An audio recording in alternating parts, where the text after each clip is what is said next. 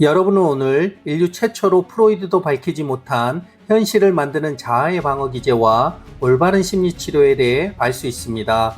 프로이트는 자아의 방어 기제가 생기는 원인은 에고가 원초와의 본능적인 욕구와 초자아의 양심과 에고 이상의 가치관 사이의 갈등을 조정하는 과정에서 불쾌한 감정, 불안, 스트레스 등을 줄이기 위해 에고가 자동적으로 사용하는 적응 행위에서 비롯된다고 했습니다.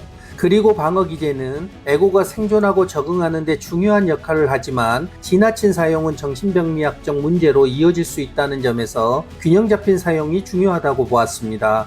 프로이트는 환자가 자신의 무의식적 갈등을 충분히 이해함으로써 방어 기제를 적절히 관리하고 해결할 수 있도록 도와야 한다고 했습니다.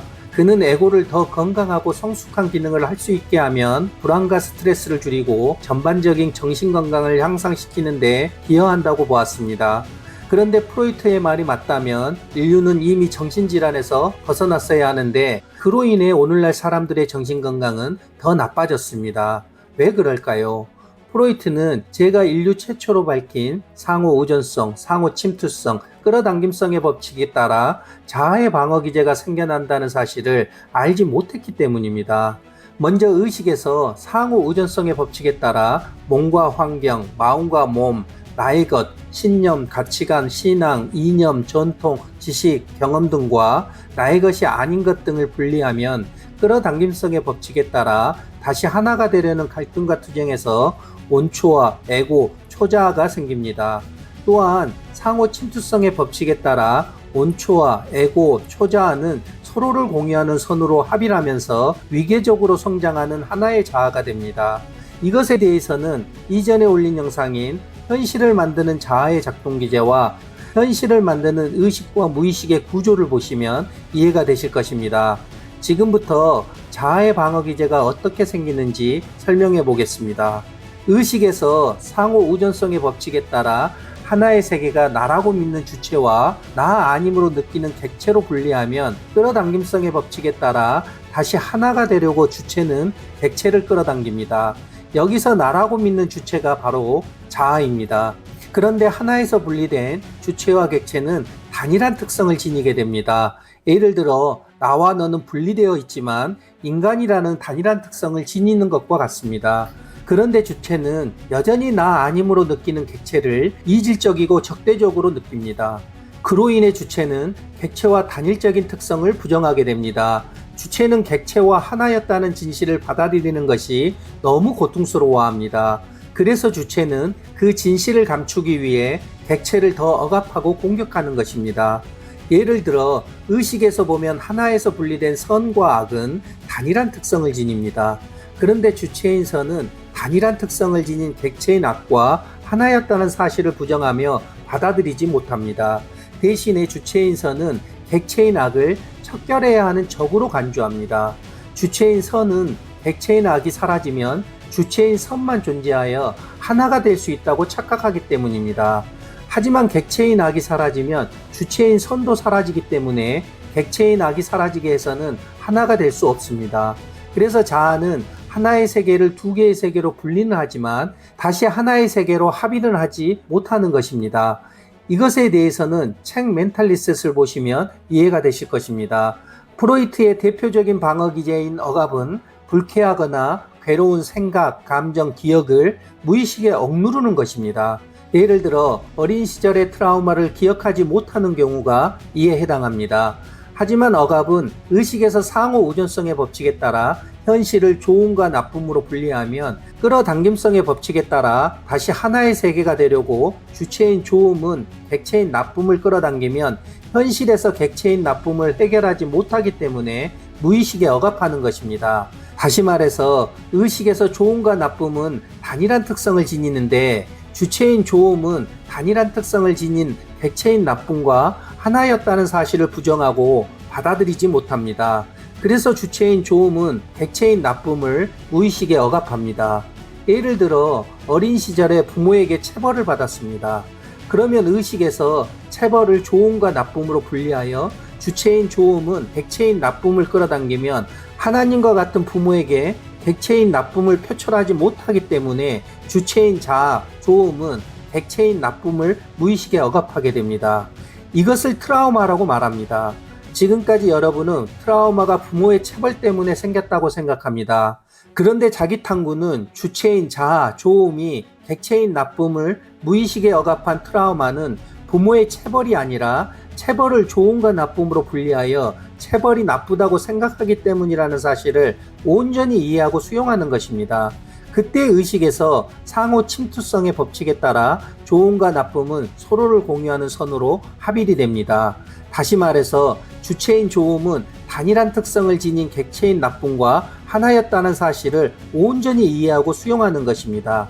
그러면 삶의 주체가 자아의 동일시에서 벗어나 본성으로 옮기게 되어 본래부터 트라우마가 없었다는 사실을 알게 됩니다. 여기서 제가 체벌을 한 부모의 행위가 정당하다거나 옹호하려는 것이 아닙니다.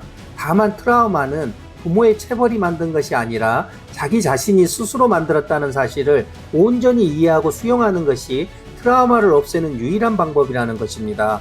다른 자아의 방어 기제도 설명하면 주체는 객체와 하나가 되려고 주체는 자신의 모습을 객체에 투사하지만 주체는 단일한 특성을 지니는 객체와 하나였다는 사실을 부인하고 받아들이지 못합니다.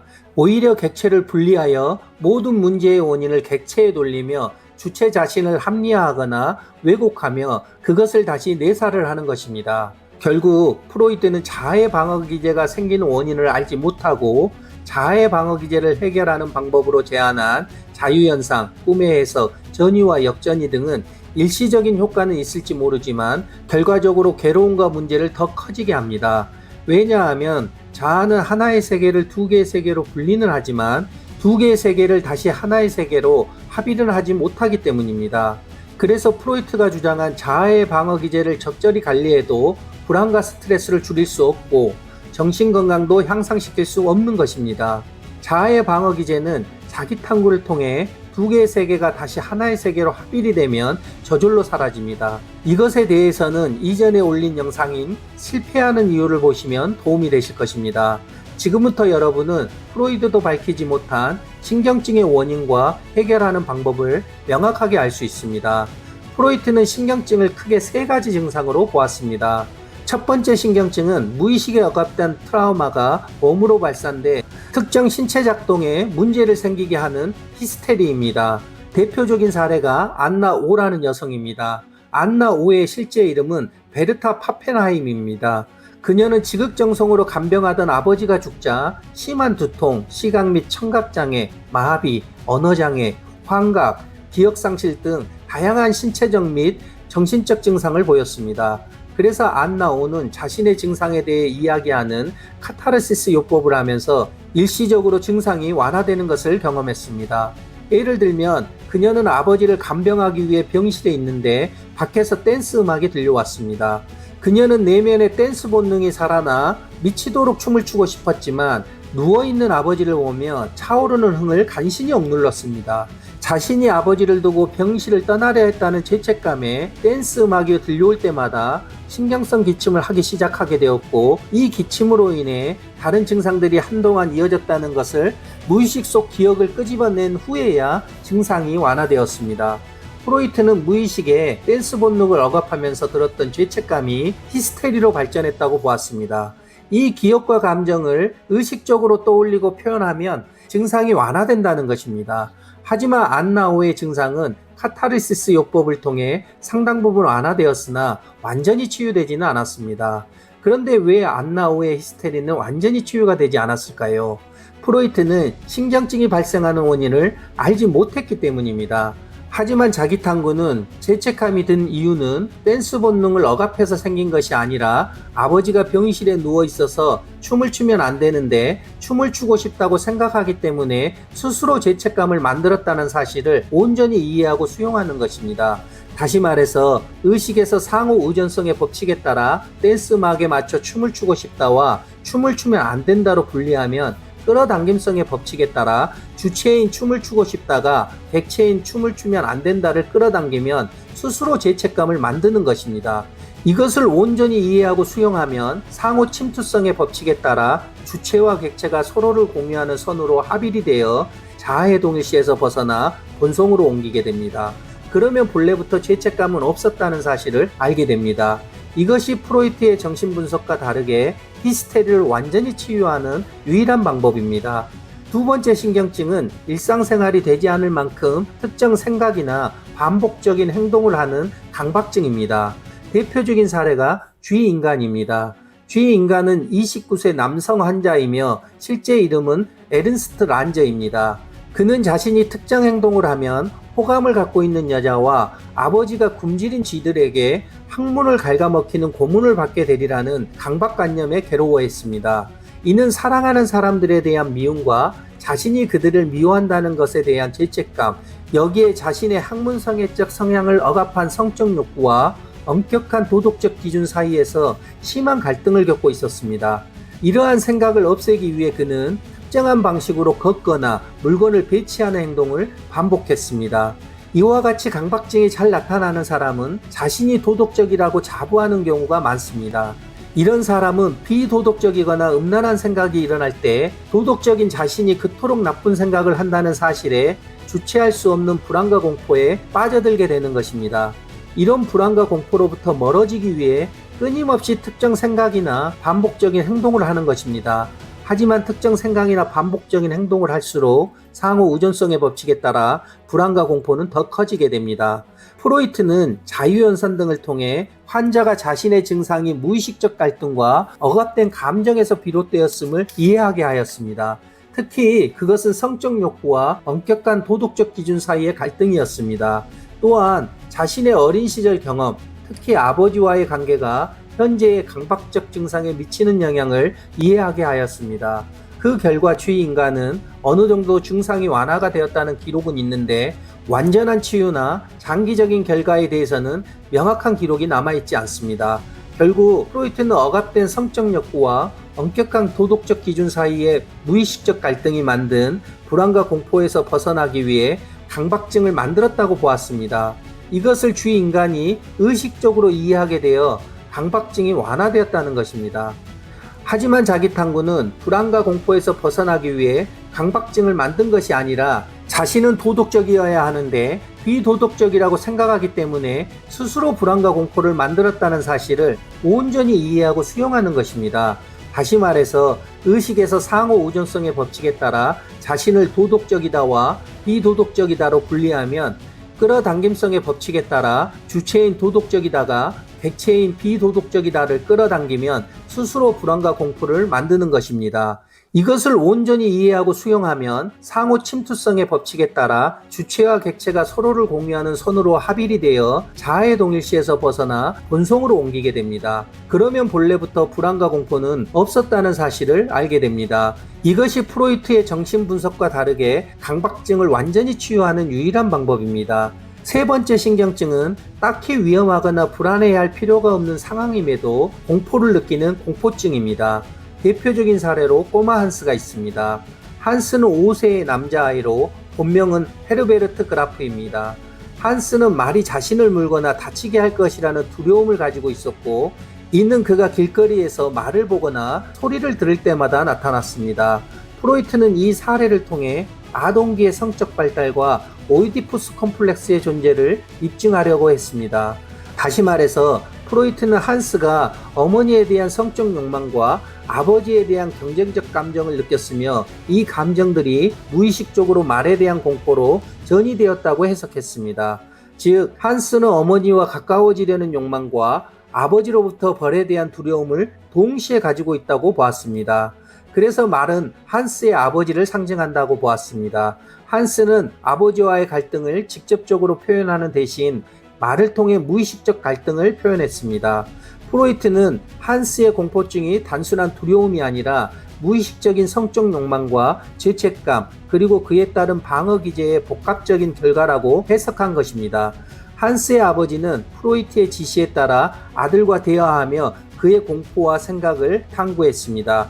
프로이트는 한스의 발언과 행동을 분석하여 아버지에게 해석을 제공했고, 이를 통해 한스가 자신의 감정을 이해하고 해소하도록 도왔습니다.